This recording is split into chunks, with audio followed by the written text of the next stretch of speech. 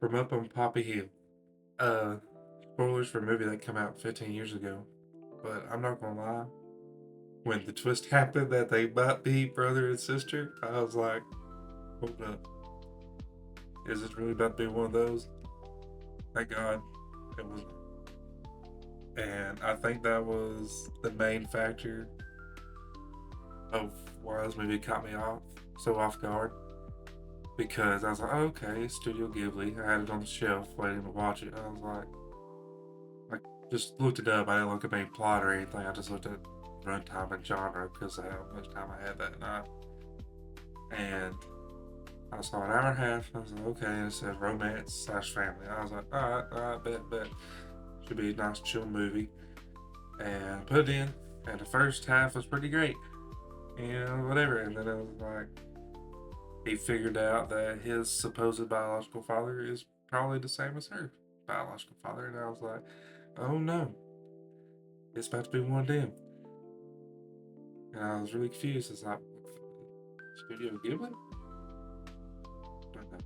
And it sorts itself out. Not, they don't share the same biological father. Basically, her father took him in because his father uh, had died or was about to die, something like that. I don't remember.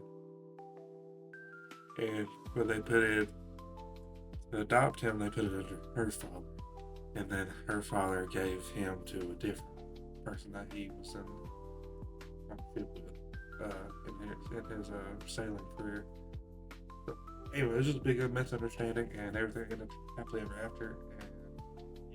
And I was like, thank you, Lord.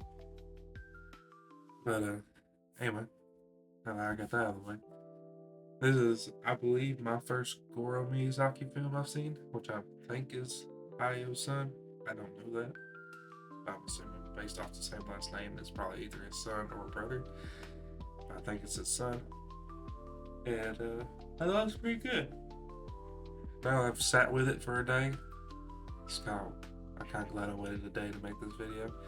But now that I've sat with it for the day and thought about it some more, the whole supposed sibling part doesn't bother me as much because it doesn't actually. To me, last night when I watched it, I thought it was like almost a whole film. It's like, oh goodness, this is focusing so much on it, blah blah. I don't know what to think. I don't know how to feel. But thinking more on it and sitting with the movie somewhere, I was like, okay, it's not actually going there, and then it gets figured out in the end anyway. But and even though they know they can't be together, they still confess before they know that they're not siblings. But at pretty much at that point, they were okay with just staying friends. And I guess that shows a little bit of integrity for both of them. But I am glad they got the happy ending to where they figured out they're not related. So that's all good. I really don't know. I rated it 4.5 out of 5. Just because it's not my favorite Studio Ghibli I've seen, but it's definitely up there. I think I like it better than Secret Life of Arrietty, just a little bit, and I think it's right below Ponyo. I think, yeah, I think that feels right. I don't feel like going through all of them right now. I might do a different video for that. But anyway, uh, now that I've sat with it for a day, I think my head's calmed down a little bit. I don't know, I guess I was so taken aback by the whole twist there about halfway through the movie. And I don't know how to talk about it because part of me's like, I can't say there's one thing because it makes it sound like I'm okay with them being together as siblings. But that's not what I'm trying to convey either. Anyway, so point is, I'm glad they got the happy ending they deserved. I thought it was a very sweet movie in the end, all in all. and of course it's a Ghibli movie, so it's beautifully animated, and I really did enjoy just the kind of slice of life nature of it. It was a nice change of pace from pretty much every other Ghibli movie I've seen, where some kind of fantasy or spiritual adventure of some kind, or super serious in tone or whatever.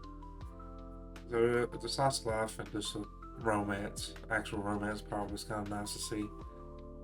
But yeah, I don't think I have much else to say. Besides, when I first watched it, I was pretty taken aback. I think it was just the shock of it. I was like, oh, we're halfway through the movie and they found out there's some, what is going to happen next. And after that, after a few minutes of that, I thought, surely they figure out something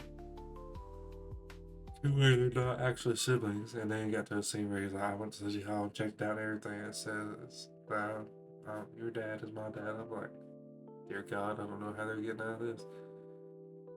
But they figured it out. Basically, her dad, Umi's dad, was part of the crew on the ship. Her dad was captain of the crew on the ship. There's two other guys. One guy is male protagonist, adopted father, and the other guy is male protagonist, real father, I think. Or no. Now that I think about it, I don't think his real father's ever even shown him. The third guy is pretty much tells him about his real father. I don't think his real father's ever shown. I remember right. I probably need to watch it again, honestly. Probably need to watch it again, give it a second watch, and I feel like I'll probably put it up at a 5 out of 5 if I give it a second rewatch. But appreciate you watching, and I'll see you tomorrow, aka when I film the next video in 9 minutes. Thanks.